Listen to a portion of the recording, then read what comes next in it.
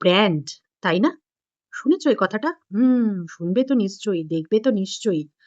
তা চলো, ব্র্যান্ড কাকে বলে একটু বুঝিয়ে দিই তোমাদের। তোমরাও বোঝো, শুধু আমি কেন একা বুঝবো। একটু কষ্ট করে শুনো, হ্যাঁ?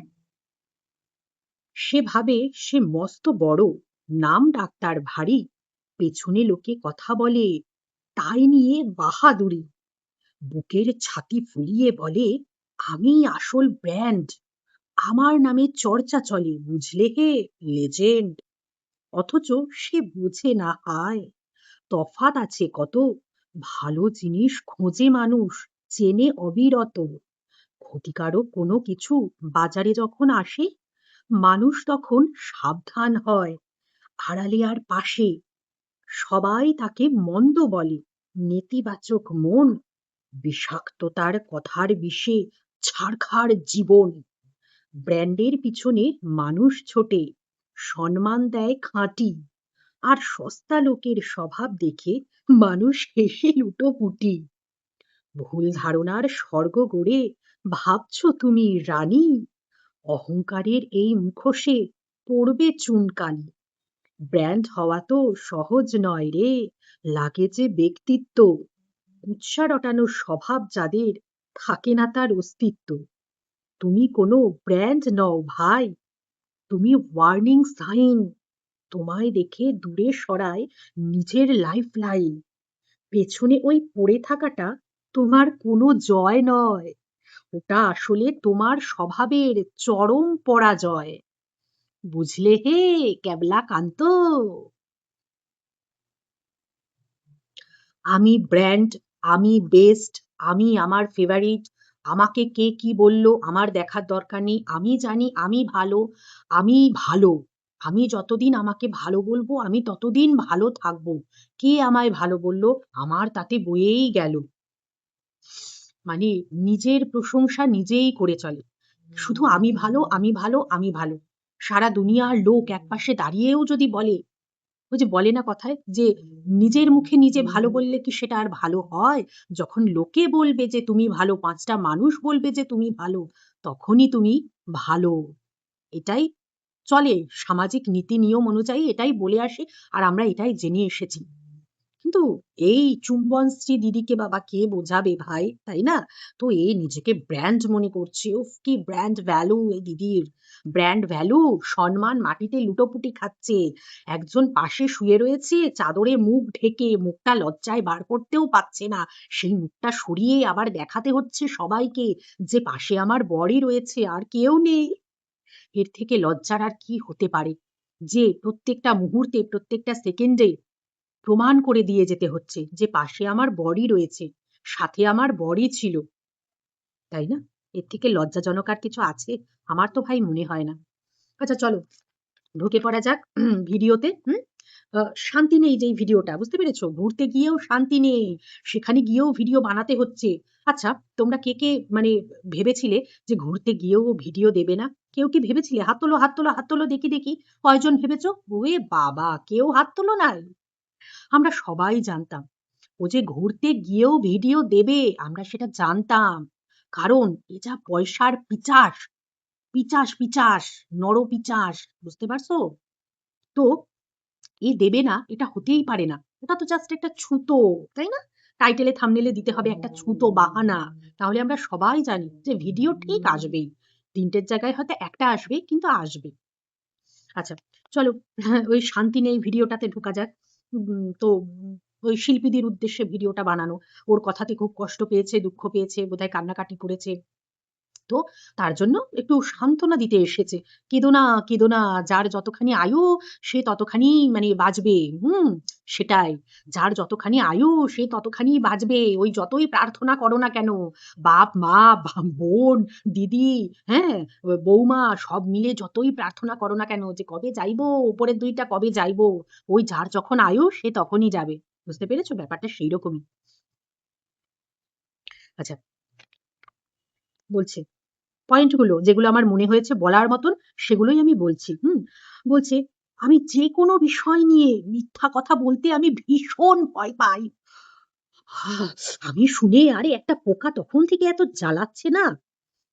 আমি শুনে হাসি আমি কোথায় ধরে রাখবো আমি তাই ভাবছি।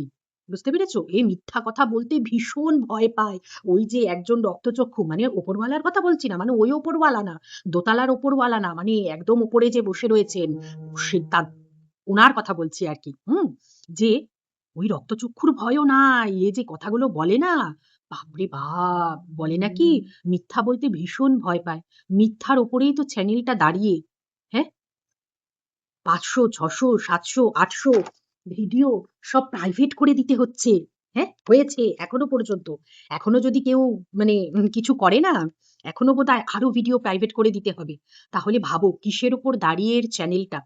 এ আবার বলছে আমি মিথ্যে কথা বলি না। আমি ছুঁই না, আমি খাই না কোনোদিন। ওই ৯ মাসে ৬ মাসে খাই। তাই না? এগুলো সত্যি কথা। আচ্ছা। তারপরে বলছে ওই রিয়া আর ওর বরকে নিয়ে আমি ভিডিও বানাতামই না। যদি না ওরা ওই কথাটা বলতে বসতো স্বামী-স্ত্রী দুজনে মিলে যে ওদের বাজেট ছিল না বলে আমাকে নিমন্ত্রণ করেনি।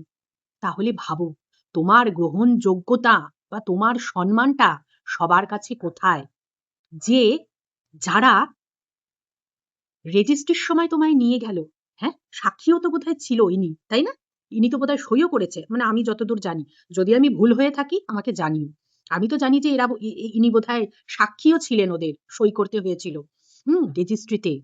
তা সেই জায়গায় দাঁড়িয়ে ওদের রেজিস্ট্রিতে ছিল, রেজিস্ট্রিতে যে শাড়ি পরেছিল সেইটাও ওনারই দেওয়া শাড়ি। রেজিস্ট্রিতে সই পর্যন্ত উনি করেছেন, সাক্ষী দিয়েছেন। তারপরেও ভাবো তারপরেও ভাবো কেউ যখন ওই আর কি মন্দিরে গিয়ে বিয়ে করে, সেই সময় সেই ব্যক্তিটিকে কেউ ভুলে যেতে পারে? পারে। তাহলে ভাবো এ কি করে রেখেছে কারোর সাথে? কি করে রেখেছে যার জন্য ওই যে সবাই ওই দুদিন মিশে সবাই বুঝে যায় যে কি জিনিস। তার জন্য সবাই পিছু হটে আসে। দুদিন মিশে বুঝে যায় তারপরে পিছু হটে আসে। ভাবে বাপরে বাপ! যথেষ্ট হয়েছে, আর না। এটাই হচ্ছে বিষয়। না হলে ওই যে বলছিল না এটা সবার পারিবারিক শিক্ষা। সবাই নাকি ওকে ইউজ করে তারপরে ছেড়ে চলে যায়। সবার পারিবারিক শিক্ষা এটা। সবার বাবা-মা সবাইকে এটা শিখিয়ে রেখেছে। আর ওর বাবা-মা শিখিয়ে রেখেছে তুই সবাইকে তুই উপকার করবি। সবাই যখন দুঃখের সময় আসবে তোর কাছে, তুই তখন তাদের সাহায্য করবি, তাদের কাঁধ দিবি, তাদের ভরসা হবি, ভরসার স্থল হবি। তারপরে তাদের গোপন তথ্যগুলো নিয়ে তাদের সেই দুর্বলতার সুযোগগুলো নিয়ে ভিডিওতে ছাড়বি। এগুলো শেখায় বোধহয় তোমার বাবা-মা। আচ্ছা। তারপরে বলছে যে ওই যে ওটা নিয়ে বলছি, "এটা তো কোনো লজ্জার বিষয়ই না।" হ্যাঁ? ওই দিদিকে বলছে, শিল্পীদিকে বলছে যে, "আর এর জন্য আমার মতন বোল্ড বা আমার মতন আধুনিক, হ্যাঁ? হওয়ারও দরকার নেই।" হ্যাঁ? মানে বোল্ড হওয়ার দরকার নেই, আধুনিকের হওয়ারও দরকার নেই। এটা বিষয়টা চিন্তা ভাবনার। বিষয়টা হচ্ছে চিন্তা ভাবনার। এটা কোনো লজ্জাজনক বা লজ্জিত হওয়ার মতন বিষয় নয়। ওই শিল্পীটি বোধহয় লজ্জায় একদম লাল হয়ে যাচ্ছিল, ব্লাশ করছিল বোধহয় বলতে গিয়ে। তো সেটা আমাদেরকে বোঝানোর জন্য যে এটা কোনো লজ্জার বিষয় নয়, বোঝানোর জন্য আমাদেরকে কি করলো? আমাদেরকে কতগুলো সিনেমার ওই নায়ক নায়িকাদের ছবি এনে, তারপরে বাবা, ছেলে তাদের ছবি এনে আমাদেরকে দেখিয়ে প্রুফ করাতে চাইলো, যেগুলো আমাদের সমাজে হয়।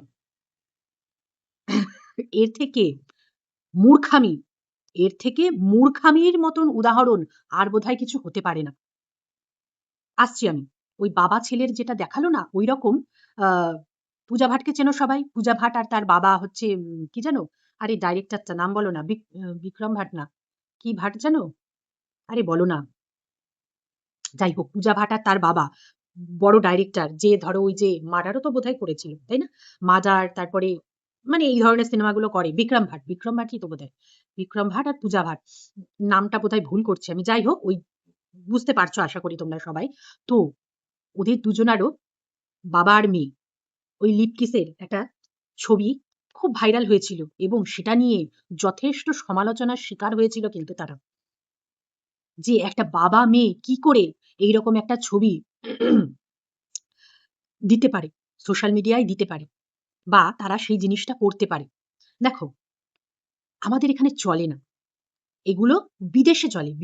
বিদেশি কালচারে এই জিনিসগুলো চলে। ওটা যে খারাপ কি ভালো আমি সেই সমস্ত বলছি না। আমরা বিদেশি কালচারের মতন ওদের মতন মন মানসিকতার মতন আমাদের মন মানসিকতা আমরা তৈরি করতে পারব না। আগের দিন ওই চুম্বনশ্রী দিদি উদাহরণ দিল না, যে বিদেশিগুলো কোনো ব্যাপারই না, আমরা ওয়েস্টার্ন ড্রেস পরবো, আমরা চুলে কালার করব, তারপরে আরো যেন কি বললো, তো এই সমস্ত করব, অথচ আমরা এইসব করতে গেলে আমাদের তখন লজ্জা, এগুলো অন্তরঙ্গ মুহূর্ত দেখানো যাবে না, এই সমস্ত আসে। তো এই বিদেশে না, ওই যে বললাম না, বিদেশে আগের দিন আমি বলেছি, মানে বিবস্ত্র হয়ে কাপলরা সি বিচে ঘুরে বেড়ায়, ওখানে কেউ ফিরেও তাকাবে না। আমাদের দেশে আমরা পারবো? পারবো না। ঠিক আছে? তো এই যে বাবা মেয়ের বলো বা বাবা ছেলের বলো, এই যে জিনিসগুলো, এগুলো মানে ওদের স্ট্যান্ডার্ড হাই, ওদের লেভেল হাই। তো ওরা এখন আমার বিদেশি কালচারও মানে রপ্ত করছে সব, সেই হিসাবে ওই সমস্ত তারা করে। তো তাদের স্ট্যান্ডার্ড তো আমরা পৌঁছাতে পারবো না, বা তাদের মতন মন মানসিকতাতেও আমরা পৌঁছাতে পারবো না, তাদেরটা বাদ দিলাম। ঠিক আছে? তাছাড়া ব্ল্যাক অ্যান্ড হোয়াইটের সময়ও দেখালো দেবিকা রানী, ওটা ফার্স্ট ফার্স্ট আমাদের ইন্ডিয়ান সিনেমাতে, ওইটাই হচ্ছে ফার্স্ট কিস। বুঝতে পেরেছো? লিপ কিস, এবং দীর্ঘ সময় ধরে 5 মিনিট না কত মিনিটের ছিল নাকি ওই সিনটা, ওই সিনেমাটাতে। তো ওটা ফার্স্ট ইন্ডিয়ান সিনেমায় ফার্স্ট লিপ কিস ছিল। তো বহু সিনেমা আর্টিস্টদের দেখালো, ঋত্বিক রোশন আর কে, ঐশ্বরিয়া রায়, এদের দেখালো। আচ্ছা, সিনেমাতে যেগুলো চলে বাস্তব জীবনে আমরা কি সব সেগুলোকে মানে ইয়ে করতে পারি, মানে নিজেদের জীবনে অ্যাপ্লাই করতে পারি? সিনেমার জগৎ আলাদা, ওটা একটা কল্পনার জগৎ। হ্যাঁ, বলবে সিনেমার জগতের সাথে কি বাস্তব জগতের মিল নেই? হ্যাঁ, আছে, থাকবে না কেন? সেই সমস্ত সিনেমা হতে হবে যেগুলো বাস্তব জীবনকে কেন্দ্র করে গড়ে ওঠে। আর তাছাড়া 90% বা 99% সিনেমাই তো হয় কল্পনার জগৎকে কেন্দ্র করে, যেগুলো আমাদের এন্টারটেন করে, তাই না? সিনেমাতে অনেক কিছু দেখায়, বিকিনি পরে সব ঘুরে বেড়ায়, সেই সমস্ত ছোট ছোট ড্রেস পরে নায়ক নায়িকারা রাস্তাতে ঘুরে বেড়াচ্ছে, ডান্স করছে। আমরা কি রাস্তায় বেরিয়ে ডান্স, যদিও এখন সব রিলসের, বাবা দেখছো না এখন সব রিলস, তো হ্যাঁ, ওগুলোই মানুষ রপ্ত করে। তো সবকিছু আমরা তো করতে পারবো না। পারবো কি? পারবো না তো। আর মানুষ হচ্ছে বোকা কেন বলতো? এই যে সিনেমা আর্টিস্টরা, এই যে এত বড় বড় বিজ্ঞাপন করে, ব্র্যান্ড অ্যাম্বাসাডার হয়। আমি একটা সাধারণ ছোট উদাহরণ দিয়ে বোঝাই। এই ধরো একটা উম লাক্স, হুম? লাক্স সাবানের অ্যাড, সাবানের অ্যাড। কত বড় বড় অভিনেত্রীরা করেছে। জুহি চাওলা করেছে, মাধুরী দীক্ষিত করেছে, করিনা কাপুর করেছে, আরো আরো আরো অনেক, প্রচুর বড় বড় নায়িকারা লাক্সের অ্যাড তো প্রচুর করেছে। তারা কি ওই 10 টাকার, যদিও এখন 10 টাকা দাম নেই, 10 টাকার ওই লাক্স সাবান কি তারা ইউজ করে? আমরা তো এইগুলোই ভুল করি, যে ও বাবা, এই সিনেমা আর্টিস্ট এইটা মাখছে, এইটা মুখে মাখছে, এইটা খাচ্ছে, ও বাবা ওরা ওটা করে, তাহলে আমরাও এটা করব। আরে ওরা তো বোঝে না, মানুষ বোঝে না যে ওটা কোটি কোটি টাকার বিনিময়ে ওটা কাজ করে দিচ্ছে শুধু। ওরা ওগুলো ইউজ করে না, ওই সমস্ত সস্তার জিনিস ওরা ইউজ করে না। মানুষ সেইটাই ভুল করে।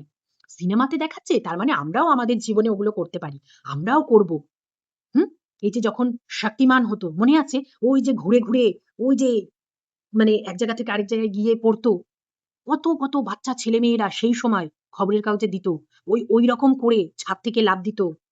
কত কত ছেলে মেয়েরা, বিশেষ করে ছেলেরা, ওই সমস্ত করতে গিয়ে চলে গেছে, প্রাণ দিতে হয়েছে তাদের। এগুলো কি? এগুলো তো মানুষ বোঝে না, বাচ্চারা বোঝে না। কেউ কি বোঝে?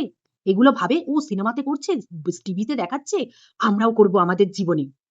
কিন্তু এগুলো যে হয় না বাস্তব জীবনে, এটা কটা মানুষ বোঝে? এই যে যেসব নায়ক নায়িকাদের দেখালো না, বা যেসব সিনেমা আর্টিস্টদের দেখালো, তারা সিনেমাতেই করে। বাস্তব জীবনে ঋত্বিক রোশনকে দেখেছো তার বউয়ের সাথে ছবি কোথাও দিতে? দেখেছো ঐশ্বরিয়া রায়কে তার হাজবেন্ড অভিষেক বচ্চনের সাথে ছবি কোথাও দেখেছো দিতে? দেখেছো? কোনো দিন দেখবে না। বড় বড় সেলিব্রিটি যারা হয় না, নিজেদের পার্সোনাল লাইফ, যদিও এখন অনেকেই করে, ওই সিরিয়াল যারা করে, মানে বড় পর্দার সবাই করে না, ছোট পর্দার অনেকেই ওই লাইফস্টাইল ব্লগ, এখন তো সব ব্লগিং এ ঢুকে গেছে। তো তাদের লাইফটাও আমাদের কাছে একদম খোলা পাতা। কিন্তু বড় বড় নায়ক নায়িকাদের কথা বলছি, তারা কিন্তু কখনো আমাদের কাছে সহজলভ্য হবে না। তাদের জীবনটা আমাদের কাছে কিন্তু মেলে ধরবে না। কোনো দেখেছো নায়ক নায়িকাদের তাদের অন্তরঙ্গ মুহূর্ত সোশ্যাল মিডিয়ায় শেয়ার করতে? দেখেছো? ঋষি কাপুরকে দেখেছো তার স্ত্রীর সাথে, নিতু সিং এর সাথে কোনো ছবি শেয়ার করতে? তাদের প্রাইভেট লাইফ, তাদের প্রাইভেট। এই সমস্ত জিনিস সিনেমাতেই চলে, যেগুলো দেখালো। আচ্ছা, এই বিষয়টা নিয়ে এত লজ্জা পাচ্ছে সবাই। কিন্তু এটা নরমাল, ভেরি নরমাল জিনিস এটা। এটা নিয়ে এত লজ্জা পাওয়ার কি আছে? এটা প্রাইভেট না, এটা এটা সোশ্যালি মানুষ করে। বলে ও যেসব ছবিগুলো আমাদেরকে তার আগে দেখিয়ে নিল। কি বোকা মানুষ, তাই না? মানুষকে যা বোঝাবে মানুষ তাই বুঝবে বলো? সোশ্যালি সিনেমাতেই করে। তাদের জীবনে গিয়ে দেখো কটা নায়ক-নায়িকা তাদের প্রাইভেট লাইফটা সোশ্যাল করছে। বলছে শিল্পীদিকে যে শিল্পীদি বোধহয় বলেছে যে, "জল যেদিকে করায় আমি সেদিকে যাই না। আমি আমার মতন ভিডিও বানাই। আমার যেটা মনে হয় আমি সেইরকমই করি বা সেই রাস্তাতেই চলি।" তো সেটা নিয়ে বলেছে যে, "কই এটা তো একবারও বলছো না যে এটা তাদের উচিত হয়নি? আমি যেইটা তাকে পাঠিয়েছি আমার পার্সোনাল জিনিসটা যে তারা এইভাবে সবার কাছে প্রোভাইড করে দিল, সবাইকে ছড়িয়ে দিল, কই একবারও তো সেটা নিয়ে তোমরা কেউ বলছো না যে সেইটা উচিত হয়নি?" বলতাম, বিশ্বাস করো বলতাম। হ্যাঁ, ১০০ বার, এখনো বলব। ১০০ বার উচিত হয়নি, উচিত করেনি, উচিত কাজ করেনি। কিন্তু কখন বলতাম? কখন বলতাম? যখন দেখতাম যেই মানুষটা বলছে, সেই মানুষটা কি কাজ করে রেখেছে, সেই মানুষটাই সবার পার্সোনাল জিনিস নিয়ে হাটে বাজারে এক আনা দরে বিক্রি করেছে। এক আনা দরে, ৪ আনাও বলতে পারছি না। এক আনা দরে বিক্রি করেছে। আগের কথা তো বাদ দাও, ৫ বছর আগে যা করেছিল। এই এখনো পর্যন্ত টিনার পরিবারের লোকের নামে, রিয়ার পরিবারের লোকের নামে, রিয়া আর তার হাসব্যান্ডকে নিয়ে বলো না, এখনো পর্যন্ত ২ দিন আগে পর্যন্ত মা-মেয়ের মিলন হলো, হুম? ১ বছর পরে, যদিও আগেও হয়েছে কিন্তু আমাদের তো দেখালো ১ বছর পরে বাপের বাড়ি গেল, তাই না? তো ১ বছর পরে মেয়েটা বাপের বাড়ি যেতে পারল, সেইখানে দাঁড়িয়েও দুদিন আগে পর্যন্ত তাদের পার্সোনাল কথা আমাদেরকে জানাচ্ছে যে, মা মেয়েকে অভিশাপ দিয়েছিল। যখন রাগ হয়েছিল মেয়ের ওপর, অভিশাপ দিয়েছিল মেয়েকে, চোখের জল ফেলছিল আর তাদের দুঃখটা অভিশাপ আকারে দিচ্ছিল। ভাবতে পারো কত বড় নির্লজ্জ বেহায়া মেয়ে মানুষ সে? এ আবার বলছে যে আমরা সবাই কেন প্রতিবাদ করছি না এটা নিয়ে যে ওর পার্সোনাল জিনিস কেন সবাইকে প্রোভাইড করে রেখেছে, এটা উচিত করেনি। ১০০ বার উচিত করেনি। কিন্তু তুমি কোন কাজগুলো করেছো? কোন কাজগুলো করেছো, করে চলেছো? তুমি ৫ বছর আগেও যেটা ছিলে, এখনো সেই জায়গাতেই তুমি দাঁড়িয়ে রয়েছো। ৫ বছর আগেও যেই কাজ করেছো, এখনো পর্যন্ত সেই কাজই করে চলেছো। মন্দুরানীর কম জিনিস রিভিল করেছো পার্সোনাল? কেন ছেড়ে দেবে তোমায়? হ্যাঁ? কেন ছেড়ে দেবে? তুমি যেই কাজগুলো করেছো দেখো আজকে তোমার সাথে সেই জিনিসগুলোই হচ্ছে। এর থেকে বড় ভগবানের মার আর কি হতে পারে? তাই না? টিট ফর ট্যাট, বুঝলে? একেই বলে টিট ফর ট্যাট। তো চলো বন্ধুরা, কেমন লাগলো আমার ভিডিওটা? জানাতে অবশ্যই ভুলো না। তাহলে আজকের মতন আসছি। Tata, bye bye.